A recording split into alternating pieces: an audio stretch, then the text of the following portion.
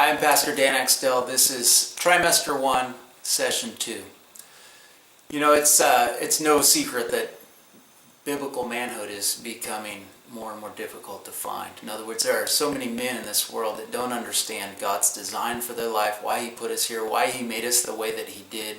And clearly, every year that goes by, every decade that goes by, we are losing ground as the people of God. We're not seeing any trend that would show, hey, we're gaining ground.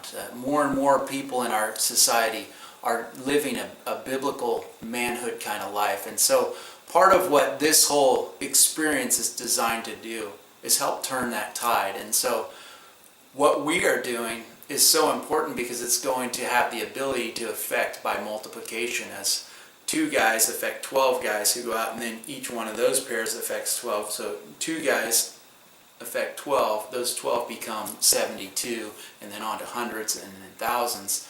That this really has the opportunity or the potential behind it to turn that tide. And so we're going to see what the Lord does through that. But we believe that this gives us an opportunity as men to challenge each other, to grow each other, to help each other, to spur each other along towards maturity in the Lord Jesus Christ, and discovering really what it means to be a man of God.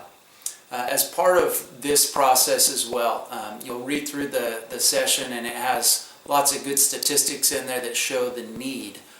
But beyond that, we're also going to do a project called the Legacy Tree. It's a homework project, and I just want to share with you what that looks like.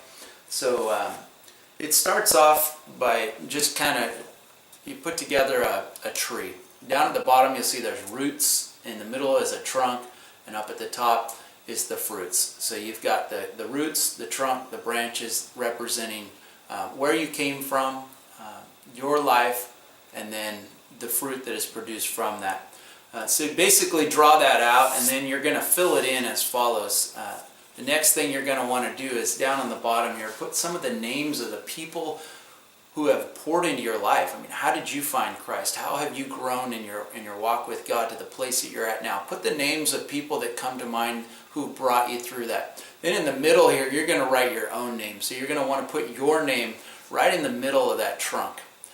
Then on top, we're going to introduce all of the fruit. So you're going to think of all the names of people that over the years you've impacted, and you're going to fill that in. So maybe on one of those trunks you'll put something like Young Life or Campus Crusade or a church that you were part of, or some Christian group, and then you're going to write all the names associated with that.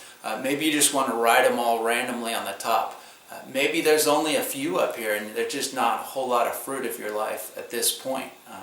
But you're going to fill that out, because what this does is it helps us to understand that we're all part of something bigger than us. And that's really what this process of the league is all about. It allows us to share what God gave us with others. It equips us, it encourages us, it requires us to go out and do that. And so what began in us is going to go out, multiplication to many others. And so the legacy tree helps us to kind of see that we're part of something bigger. We're here because of people who came before us, and by God's grace there'll be more fruit left over after we leave.